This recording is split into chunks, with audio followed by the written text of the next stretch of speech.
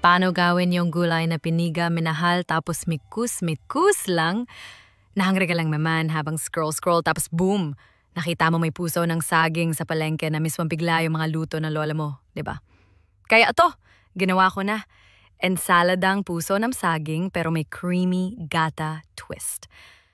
Alam mo ba, dati akala ko ang pusong saging parang gulay na wala lang pero habang tumatanda ka, ma-realize mong may kwento rin pala siya. Pinipiga mo siya para mawala ang pait. Parang tao, no? Kailangang i-process muna bago lumambot. So, ayon, simulan na natin. Una, binalatan ko yung puso ng saging.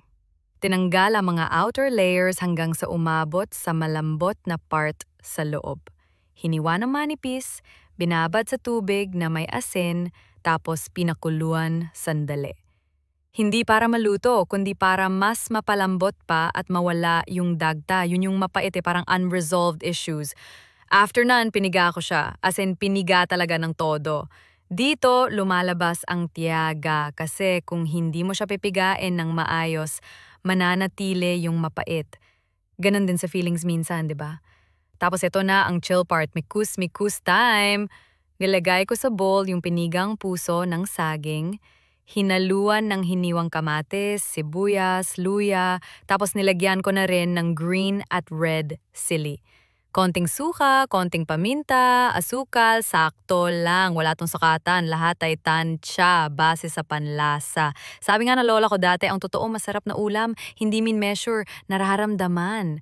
Pero ito yung game changer. Fresh gata yung unang piga ng niyog. Walang luto, walang pakuluan, binuhos ko lang siya sa halo-halo. Creamy, natural, at ramdam mo yung linamnam niya.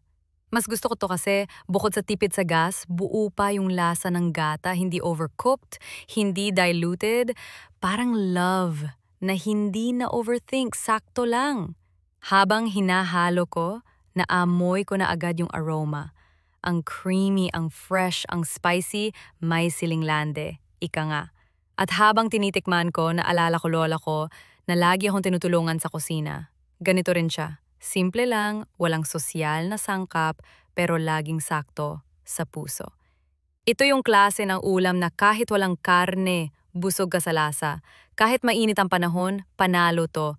Pwedeng pang ulam, pang side dish, o kahit gawin mong star ng table, kasi deserve naman niya.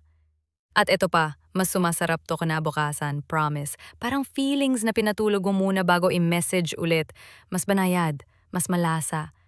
Kaya kung hanap mo yung ulam na gulay pero may puso, creamy pero hindi mabigat, healthy pero lasang may story, eto na yun. Ensaladang puso ng saging na may gata, mekos-mekos lang pero punong-puno ng pagmamahal. Like, share, and subscribe para alam ko kung anong trip nyo next. Sa bawat ulam may kwento, kaya balikan mo ko dito sa Mama Lalette's Kitchen Vibes. See you mga anak!